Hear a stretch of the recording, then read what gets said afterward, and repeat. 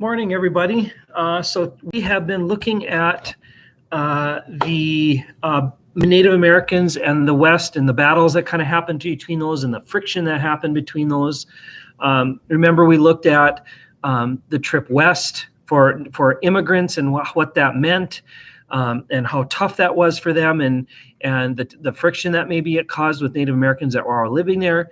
Then we looked at the Battle of Little Bighorn, which is the height of power for Native Americans on the plains. So today what we're going to do is we're going to read a very, very short article about the massacre at Wounded Knee. Now, this took place in South Dakota.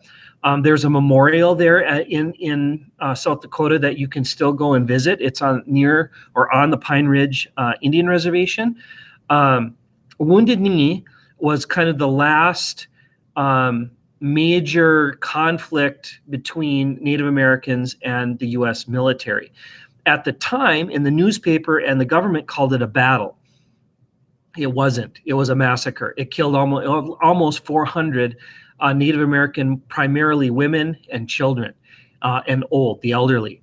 And so what happened here? So just a little bit of an introduction here so you can understand the article a little bit better. So after Little Bighorn, the U.S. government went after Native Americans across the plains, and we're focusing on what would now be the North and South Dakota, Montana, a little bit of Wyoming. But this policy was across all of the West and Southwest. It was an active, aggressive approach to get rid of Native Americans on the plains. They did this in a couple of ways. First of all, they hunted them down, literally, okay, and forced them to sign treaties, and then or sign treaties, and then the U.S. government willfully broke those treaties. They just didn't follow them. And this was a way of stealing the land from the Native Americans. This was the Native Americans' land, and it was taken by whites, by the U.S. government. Then a system of what was known as reservations was created. Now, we still have the reservation system, and a reservation is we have reserved that land for Native Americans, which is a little bit ironic. It was their land to begin with. Why are we reserving it for them? So this land was a reduction. It's taking the Native American land and reducing it, okay? So these Native Americans are being put on these reservations. The second thing that was done, the second major thing, is that the U.S. military and government encouraged the killing of the buffalo. The buffalo was the most important resource for Native Americans, in particular on the plains in the Dakotas and Montana and Wyoming. And so the U.S. government started paying a bounty to people to kill the buffalo, just wanton slaughter.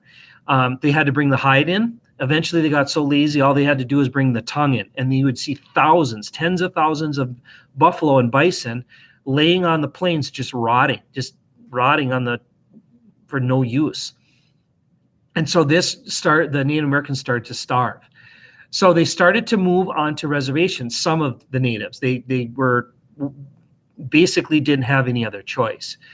Some leaders, like Sitting Bull and Crazy Horse, who we mentioned when we talked about the Little Bighorn, refused to go on the reservations. Eventually, Sitting Bull does, and then he's murdered. He's shot in the back. Crazy Horse is eventually convinced to come to the reservation to talk to the U.S. government. As he's walking out of the log cabin where the meeting was taken place, two Native American police officers or law enforcement for the U.S. government stabbed him and killed him, stabbed him in the back.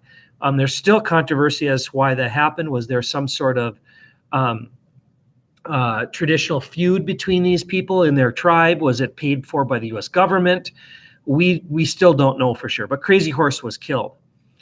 So a chief by the name, or a leader by the name of Bigfoot, had come and was going onto the reservation. He was trying to get to the reservation. And it's the middle of winter.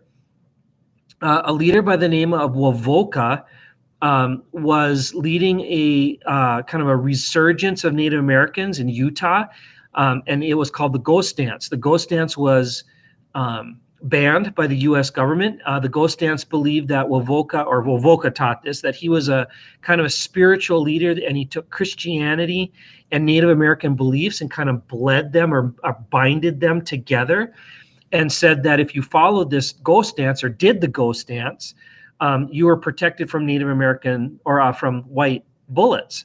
And so there's a lot of tension on the plains at this time. The U.S. government was very afraid of the ghost dance. They didn't want a resurgence of Native American and violence. Native Americans were flocking to this as hope for the future. And so into this mix, Bigfoot is trying to get to the reservation.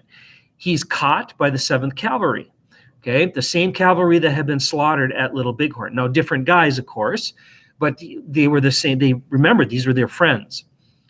They're put in an encampment, okay, right near the Wounded Knee Creek. And in Canvas, you'll see the map of this, what happened, okay, after you've watched this video. Now, the cavalry, 7th Cavalry, puts up their guns along this bluff outside of the Native American camp, and they go into the camp. They've been giving some medical treatment to Bigfoot and things. They've been kind of treating them okay. They go in to disarm them, take all weapons from them because they're worried about this. And as they're trying to do this, a gunshot goes off. Now, we're not sure who shot first. There is pretty good indication that an elderly Native American who was deaf, who had lost his hearing, didn't understand the order to give out his gun. And so he started to do a little bit of dance with his gun, and as maybe a sign of protest or a little like ceremonial dance before he gave up his gun, and the pretty good evidence that the U.S. Cavalry shot into the crowd.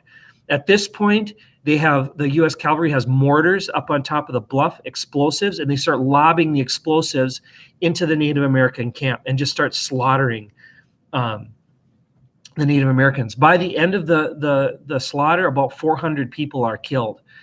This is the middle of the winter. Some of the natives that are wounded just freeze to death during the night. Bigfoot, there's a very famous picture of him frozen to the ground, and he's just kind of left there for a while.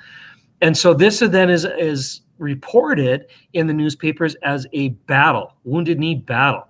It wasn't. It was a just blatant massacre of Native Americans. And so this is kind of the last conflict, if you will, or violence is probably a better word, between the U.S. Cavalry and military and Native Americans. Now, there was some in the Southwest after this with the Apaches. You might have heard of Geronimo. The Comanches were also had some violence, but this was kind of the last really big one. Those other ones are kind of happening around the same time. So what we're going to do is, this is just an intro to get you into that. Look at that map in Canvas, and then read the very, very short article about what happened at Wounded Knee. And then there's a discussion question there for you. So this is next week. Then what we're going to be doing is we're going to be looking at something known as boarding schools and assimilation. So this is just, like I said, an intro into Wounded Knee. It's a very fascinating event, and a very tragic one for the Native Americans.